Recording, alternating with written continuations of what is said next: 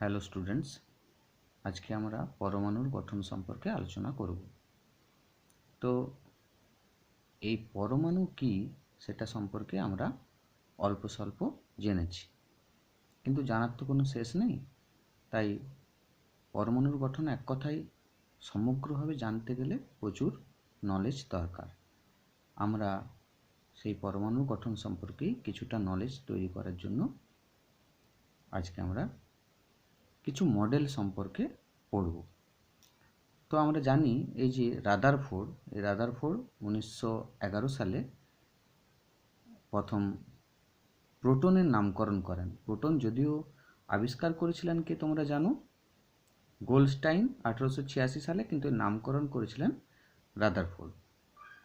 আর Rutherford একটি বিশেষ পরীক্ষা করেছিলেন, আলফা কণা দিয়ে সোনার পাতের উপর যে পরীক্ষাটি করেছিলেন তার সাহায্যে তিনি কিছু পরমাণু সম্পর্কে ধারণা একত্রিত করেন, যেটা রাদারফোর্ডের পরমাণু মডেল নামে পরিচিত। তো এই রাদারফোর্ডের পরমাণু মডেলের কিছু বক্তব্য আছে, বিশেষ বিষয় কতকগুলো আছে, সেগুলো আমরা আস্তে আস্তে করে বলছি। এগুলো তোমরা হয়তো একটু একটু পড়েছো, একটু আমরা মনে করে নিই। 1 নম্বর, পরমাণু নিরেট নয়। এই যে ধারণাগুলো আমরা এখন বলছি, এগুলো কিন্তু ওই সোনার পাতের পরীক্ষার সাহায্যেই তিনি এগুলো একত্রিত করেছিলেন। কি বললাম তাহলে? পরমাণু নিরেট নয়, পরমাণুর সমগ্র আয়তনের বেশিরভাগ স্থানই ফাঁকা। কারণ আমরা ওই যে দেখলাম যে আলফা কণাগুলো যখন সোনার পাতের উপর দিয়ে যাচ্ছিল, বেশিরভাগ আলফা কণাই সোনার পাতকে ভেদ করে চলে যাচ্ছিল। খুব কয়েকটি মাত্র আলফা কণা যে পথে যাচ্ছিল সেই পথেই আবার ফিরে আসছিল কোনো কিছু একটা ভারী জিনিসের সাথে ধাক্কা খেয়ে। সেখান থেকে ধারণা করলেন যে পরমাণু নিরেট নয়, বেশিরভাগ অংশই হচ্ছে ফাঁকা। এর কেন্দ্রে অতি ক্ষুদ্র পরিসরে পরমাণু সমস্ত ভর ও ধনাত্মক আধান অর্থাৎ প্রোটনগুলি অবস্থান করে। তো এখানে শুধু প্রোটনের কথা কেন বলা হলো? আমরা জানি তো যে পরমাণুর কেন্দ্রক তথা নিউক্লিয়াসে কে কে থাকে? প্রোটন থাকে আর নিউট্রন থাকে। কিন্তু এখানে নিউট্রনের কথা বলা হলো না, তার কারণ নিউট্রন তখন আবিষ্কারই হয়নি। এটা আমরা কখন বলছি না, 1911 সালের কথা। তখন তো নিউট্রন আবিষ্কার হয়নি। নিউট্রন আবিষ্কার করেছিলেন কে? আমরা জানি বিজ্ঞানী স্যাডউইক। কত সালে? 1932 সালে। আর এটা আমরা এখন পড়ছি 1911 সালের কথা। সেই জন্য এখানে নিউট্রনের কথা কিন্তু বলা হয়নি। যাই হোক, তাহলে এই যে কেন্দ্রীয় অঞ্চল যেখানে পরমাণুর প্রায় সমস্ত ভরটাই থাকে, সেটাকে বলা হচ্ছে নিউক্লিয়াস। পয়েন্ট 2 কি বলছে না, ধনাত্মক তড়িৎগ্রস্ত নিউক্লিয়াসকে কেন্দ্র করে ঋণাত্মক তড়িৎগ্রস্ত ইলেকট্রনগুলি বৃত্তাকার কক্ষপথে অবিরাম দ্রুত গতিতে আবর্তন করে। তাহলে নিউক্লিয়াস হচ্ছে কেন্দ্রক, তাকে কেন্দ্র করে ইলেকট্রনগুলি বৃত্তাকার কক্ষপথে অবিরাম দ্রুত গতিতে আবর্তন করে চলেছে, এটাও আমরা জানি। 3 নম্বর পয়েন্ট হচ্ছে পরমাণু নিস্তড়িত।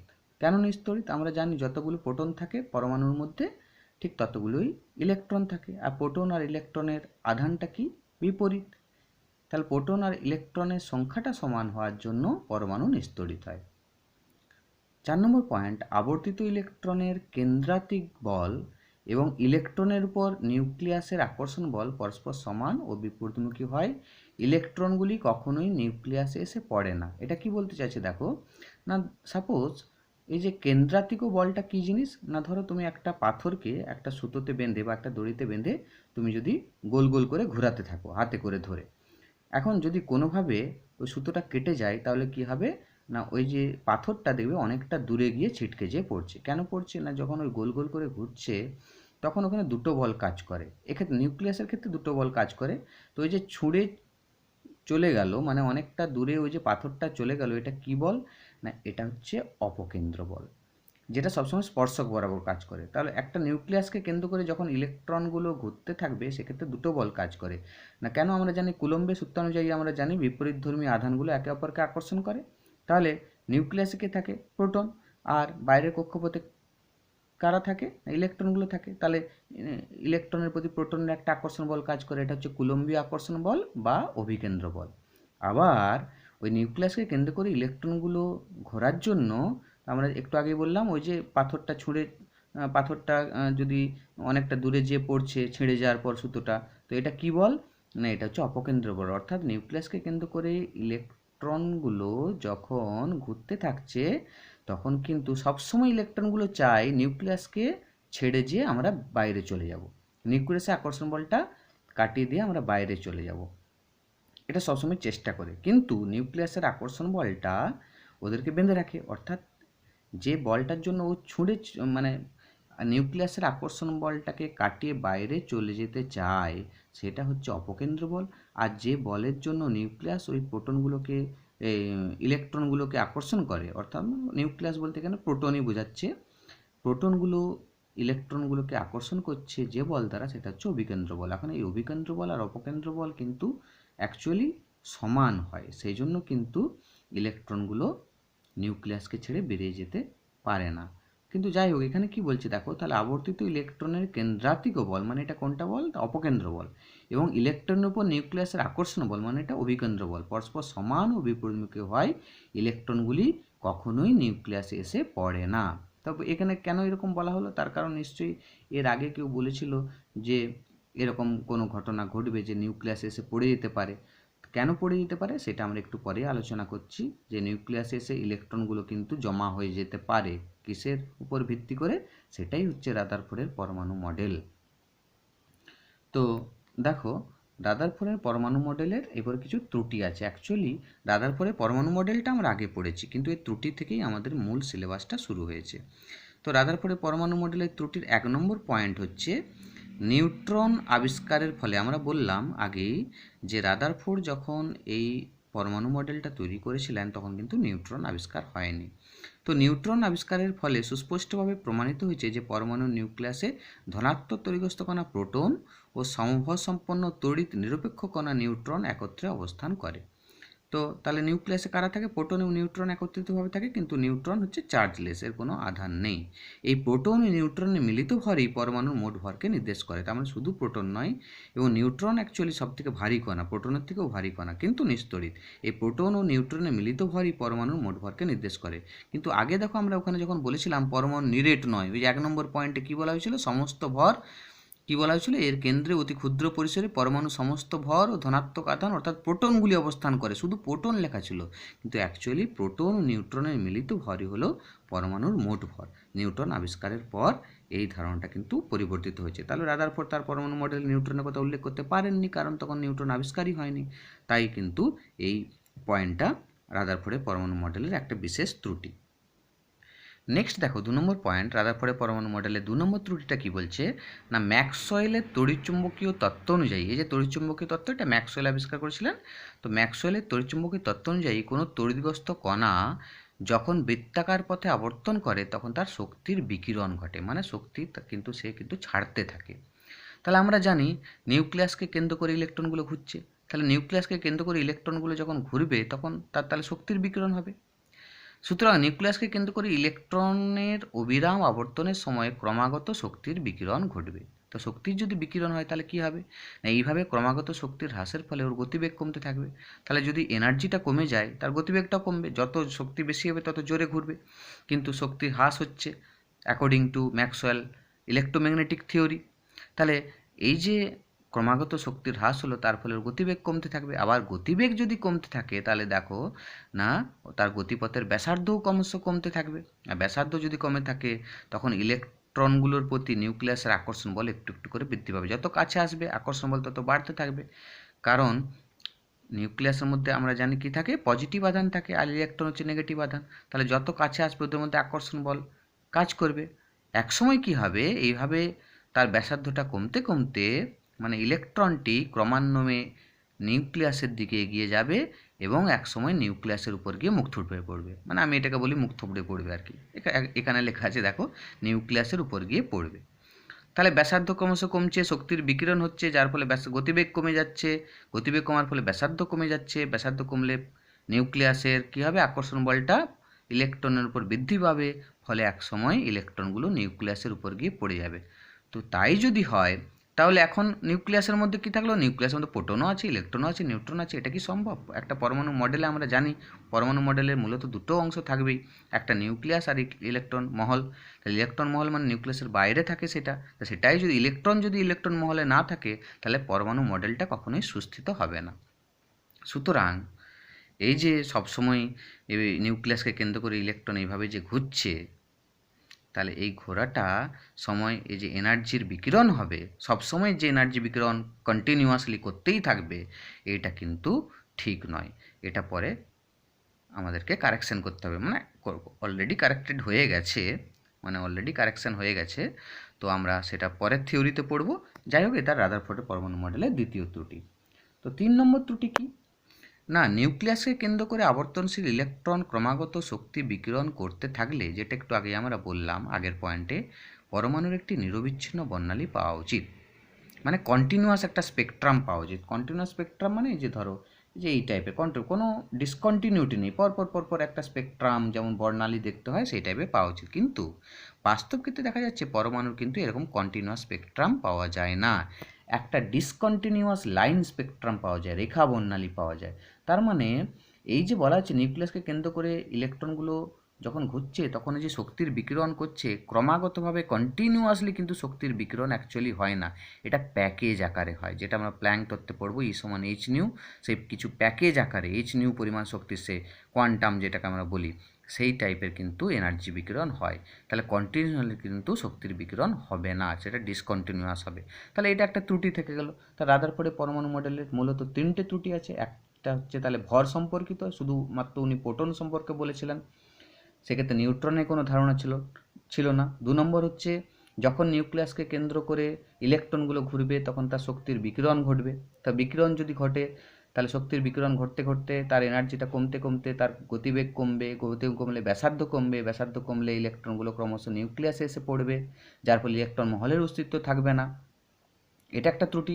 3 নম্বর হচ্ছে যদি ক্রমাগত শক্তির বিকিরণ ঘটে, নিরবিচ্ছিন্নভাবে যদি শক্তির বিকিরণ ঘটে, তাহলে পরমাণুর যে বর্ণালীটা সেটাও পাওয়া উচিত নিরবিচ্ছিন্ন, কিন্তু বাস্তবে দেখা যায় পরমাণুর রেখা বর্ণালী বা বিচ্ছিন্ন বর্ণালী পাওয়া যায়। তাহলে এই হচ্ছে 3টে রাদারফোর্ডের পরমাণু মডেলের ত্রুটি। এটা কিন্তু পরীক্ষায় আসতে পারে, এটা তোমরা ভালো করে একটু পড়বে, বোঝার চেষ্টা করবে। তাহলে রাদারফোর্ডের পরমাণু মডেলের আমরা দেখলাম এই ত্রুটিগুলো আছে। তো ত্রুটি থাকলেই সেটাকে নিয়ে আবার কেউ গবেষণা করবে, আবার সেটা নিয়ে কেউ আলোচনা করবে, নতুন কিছু তত্ত্ব আবিষ্কার করবে। সেই রাদারফোর্ডের পরমাণু মডেলের ত্রুটি থেকেই জন্ম নিল বোরের পস্টুলেট, অর্থাৎ বোর তত্ত্ব। তাহলে নেক্সট আমরা পড়ব বোরের পারমাণবিক মডেল। তো বোরের পারমাণবিক মডেল এই ধরনেরই একটি পরমাণু সম্পর্কিত, তার গঠন সম্পর্কিত একটা মডেল। এটাকে এই বোরের পরমাণু মডেলের বেশ কয়েকটি স্বীকার্য আছে, মূলত 3টে স্বীকার্য আছে। তো এগুলোকে বলা হচ্ছে বোরস থিওরি বা বোরস পস্টুলেটস। তো বোরের পারমাণবিক মডেলের এই স্বীকার্য বিষয়গুলি কী কী সেটা নিয়ে এখন আমরা আলোচনা করব। এটা খুবই একটা ইম্পর্ট্যান্ট জায়গা, তোমরা একটু ভালো করে পড়বে। পয়েন্ট 1 কি বলছে না, নিউক্লিয়াসের চারিদিকে ইলেকট্রনগুলি কয়েকটি নির্দিষ্ট ব্যাসার্ধ বিশিষ্ট বৃত্তাকার কক্ষপথে আবর্তন করে।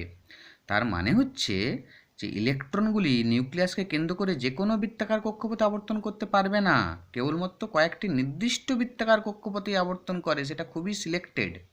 এই কক্ষপথগুলিকে বলা হয় স্থায়ী কক্ষপথ বা স্টেশনারি অরবিট। এটা খুব একটা ইম্পর্ট্যান্ট ডেফিনেশন, স্টেশনারি অরবিট কাকে বলে, অনেক সময় পরীক্ষায় আসে, এটা পড়বে তোমরা ভালো করে। তাহলে নিউক্লিয়াসের চারিদিকে ইলেকট্রনগুলি যে কোনো বৃত্তাকার কক্ষপথে কিন্তু আবর্তন করে না, কতগুলি নির্দিষ্ট বৃত্তাকার কক্ষপথে আবর্তন করে, এগুলোকে বলা হয় স্থায়ী কক্ষপথ। তো কি করে বুঝবো যে কোনটা স্থায়ী কক্ষপথ? না, সেই সমস্ত কক্ষপথে আবর্তন করবে যেখানে তার কৌণিক ভরবেগ, এই কৌণিক ভরবেগের সূত্রটা কি না MVR, যেখানে M হচ্ছে মাস অফ ইলেকট্রন, V হচ্ছে বেগ, ইলেকট্রন যে বেগে ঘুরছে নিউক্লিয়াসকে কেন্দ্র করে, আর হচ্ছে রেডিয়াস, মানে ওই নিউক্লিয়াস থেকে তোমার হচ্ছে ইলেকট্রনটার দূরত্ব।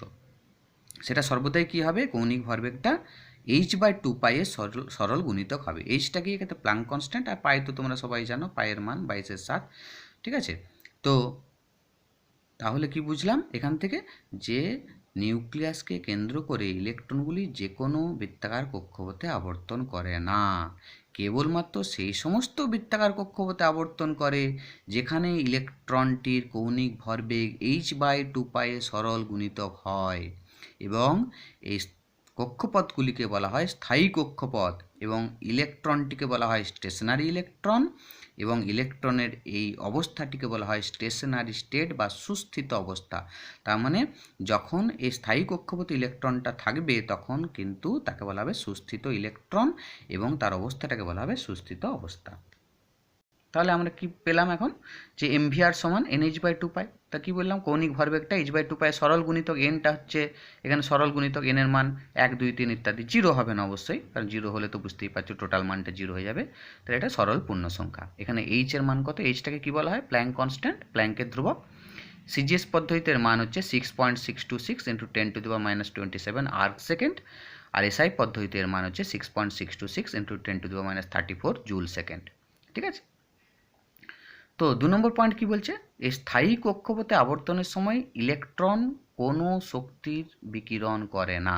তার মানে যখন এই স্টেশনারি অরবিটগুলোতে তোমার হচ্ছে ইলেকট্রনগুলো আবর্তন করবে তখন কোনোরূপ শক্তি শোষণ বা বিকিরণ করবে না।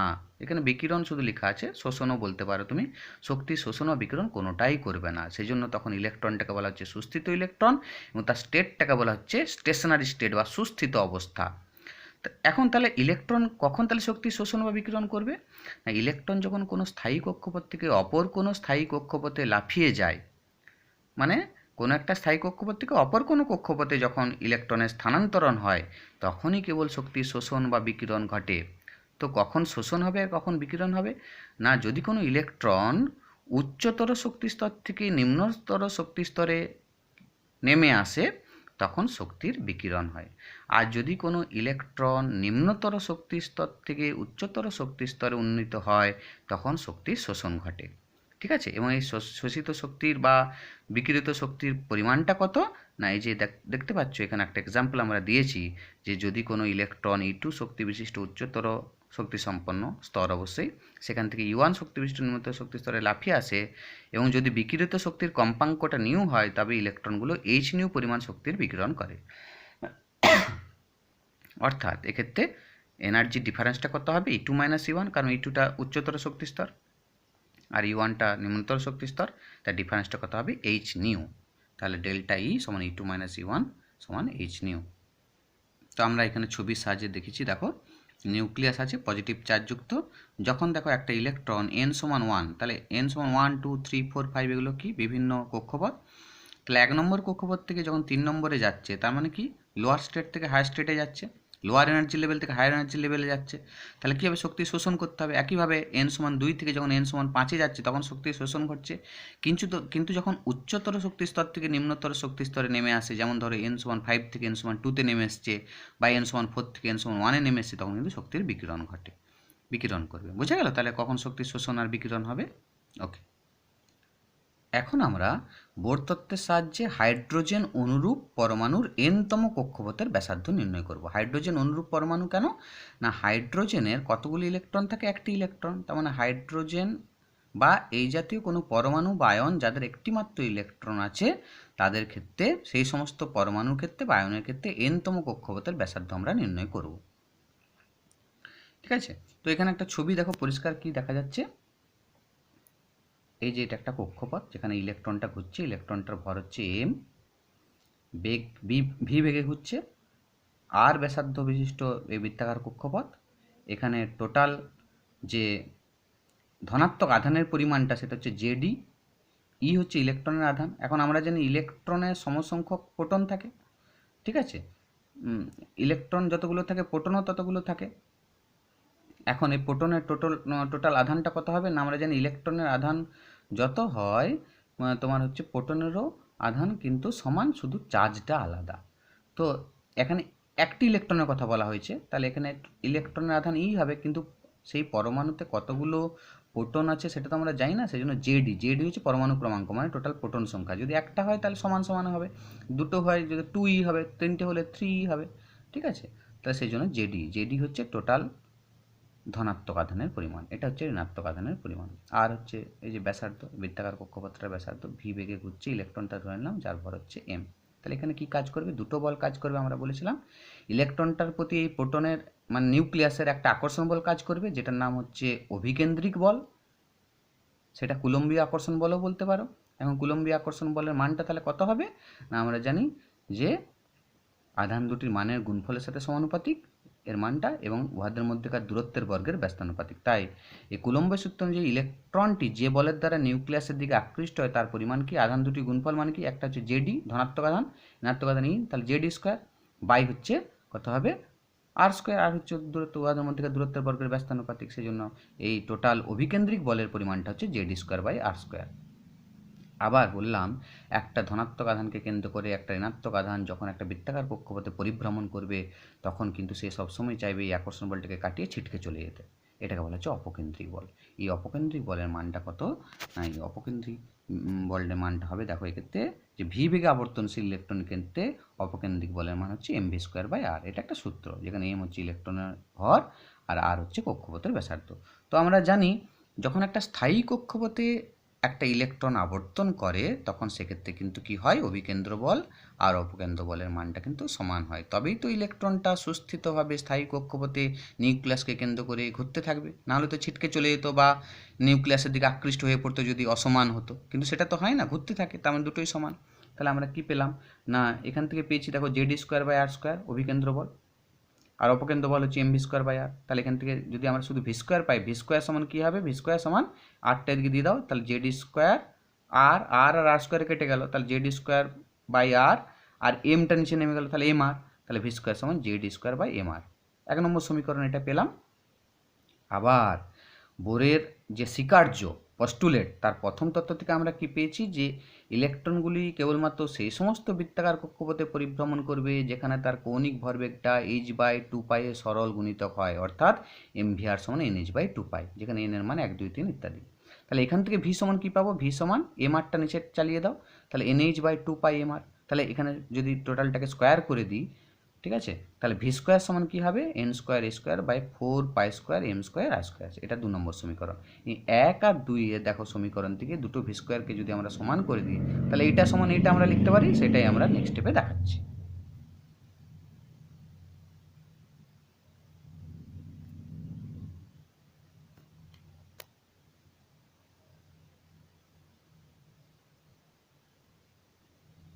ঠিক আছে, ওকে, দেখো তাহলে 5 নম্বর পেজ আমাদের। তাহলে কি দেখতে পাচ্ছি, দেখো 1 ও 2 নম্বর সমীকরণ থেকে আমরা পেলাম Z square by M R সমান N square H square by 4π square M square R square. এটা আগে আমরা পেয়েছি। তাহলে এখন দেখো, যদি আমরা এই 8টা আর আর স্কোয়ার থেকে দেখো একটা বাদ দিয়ে দিলাম, তাহলে এখানে শুধু আর পড়ে থাকলো, আর এখানে এম আর এম স্কোয়ার থেকে একটা এম বাদ দিয়ে দিলাম, তাহলে এম পড়ে থাকলো। তাহলে আর সমান কি হবে, আর সমান, এই এনটা কেন লিখেছি পরে বলছি, আর সমান হবে এন স্কোয়ার, তাহলে একটা এখানে আর আর স্কোয়ার কেটে গেছে, এই আরটা তাহলে এদিকে দিয়ে দিলাম, তাহলে আর সমান N square H square by 4π square, একটা এম কেটে গেছে, তাহলে এম আর জেড স্কোয়ারটা নিচে নামিয়ে দিলাম জেড স্কোয়ার, তাহলে আর সমান পেলাম N square H square by 4π square M Z square. এই সমীকরণটি 3 নম্বর সমীকরণ, যেটা নাম দিয়েছি, এটি হলো একটি আবর্তনশীল ইলেকট্রনের, ভি বেগে আবর্তনশীল ইলেকট্রনের এনতম কক্ষপথের ব্যাসার্ধ। ঠিক আছে, সেই জন্য আমি এখানে লিখেছি আর এন, আর মানে হচ্ছে এনতম কক্ষপথের ব্যাসার্ধ। এটা যদি ধরো প্রথম কক্ষপথের ব্যাসার্ধ হয়, তাহলে আমরা কী লিখবো, আর1, তখন এন এর মানটা 1 হবে। যখন দ্বিতীয় কক্ষপথের ব্যাসার্ধ হয়, তখন এন এর মানটা হবে 2, তখন এটা হয়ে যাবে 2, এন এর মান 2 হয়ে যাবে, তখন আর2 সমান এটা 2 হয়ে যাবে। আর এম তো জানো মাস অফ ইলেকট্রন, জেড কি পরমাণু ক্রমাঙ্ক, ঠিক আছে, মানে প্রোটনের সংখ্যা, ই তো ইলেকট্রনের আধান, এইচ প্ল্যাঙ্ক কনস্ট্যান্ট, এগুলো সবই মান তোমরা জানো, মাস অফ ইলেকট্রন নিশ্চয়ই তোমরা জানো। ঠিক আছে, এখন আমরা এই যে সমীকরণটা এস্টাবলিশ করলাম, এর থেকে আমি তোমাদেরকে কিছু হোমওয়ার্ক দিচ্ছি। 1 নম্বর হোমওয়ার্ক দিয়েছি, দেখো হাইড্রোজেন পরমাণুর প্রথম বোর কক্ষের ব্যাসার্ধ নির্ণয় করো। তার মানে এখানে আর1 সমান কত নির্ণয় করতে হবে, মানগুলো বসাতে হবে। এন এর মান 1 বসাবে, এইচ প্ল্যাঙ্ক কনস্ট্যান্ট সিজিএস পদ্ধতিতে বসাবে মান, পায়ের মান বসাবে, এ মাস অফ ইলেকট্রন সিজিএস বসাবে, জেড হাইড্রোজেন মানে 1 হবে, ই হচ্ছে ইলেকট্রনের আধান জানো 4.8 × 10⁻10 ESU। ঠিক আছে, সিজিএস পদ্ধতিতে বসাবে। সেটা করলে দাঁড়াবে, যেটা অ্যান্সারটা আমি লিখে দিচ্ছি, তোমরা করে দেখবে এটা হচ্ছে কিনা, 0.529 অ্যাংস্ট্রম। একইভাবে দ্বিতীয় বোর কক্ষপথে ব্যাসার্ধ নির্ণয় করবে, সেটাও আমি অ্যান্সার করে দিয়েছি, তোমরা করবে, খাতায় করবে অবশ্যই, এটা মিলছে কিনা দেখবে। 3 নম্বর একটা প্রবলেম তোমাদেরকে দিচ্ছি, একটি ইলেকট্রন হাইড্রোজেনের 1 নম্বর কক্ষ থেকে 3 নম্বর কক্ষে গেলে ব্যাসার্ধ কত গুণ বৃদ্ধি পাবে। আমি অ্যান্সারটা লিখে দিচ্ছি, তোমরা এটা চেষ্টা করবে। তাহলে 1 নম্বর মানে আর1 আর 3 নম্বর মানে আর3 হলে এই রেশিওটা কত হবে সেটা নির্ণয় করবে। অ্যান্সারটা 9 গুণ হবে, সেটা তোমরা করবে, বাড়িতে প্র্যাকটিস করবে, এবং যে জিনিসগুলো বললাম, যেমন রাদারফোর্ডের পরমাণু মডেলের ত্রুটি, বোর তত্ত্বের স্বীকার্য, এবং সেই স্বীকার্য থেকে কিভাবে হাইড্রোজেন এবং হাইড্রোজেনের মতো আরও যে পরমাণু বা আয়ন যদি কেউ থাকে যাদের একটি ইলেকট্রন আছে, তাদের ক্ষেত্রে ভি বেগে আবর্তনশীল কোনো ইলেকট্রনের এনতম কক্ষপথের ব্যাসার্ধ কীভাবে নির্ণয় করা হয় সেটাও পড়বে। সেখান থেকে এই প্রবলেমগুলো তোমরা করবে। ওকে, আজকের মতো এই ক্লাসটা এখানেই থাক। নেক্সট আমরা কয়েকদিনের মধ্যেই আবার পরের স্টাডি ম্যাটেরিয়ালটা নিয়ে আলোচনা করব। সবাই ভালো থাকো, অবশ্যই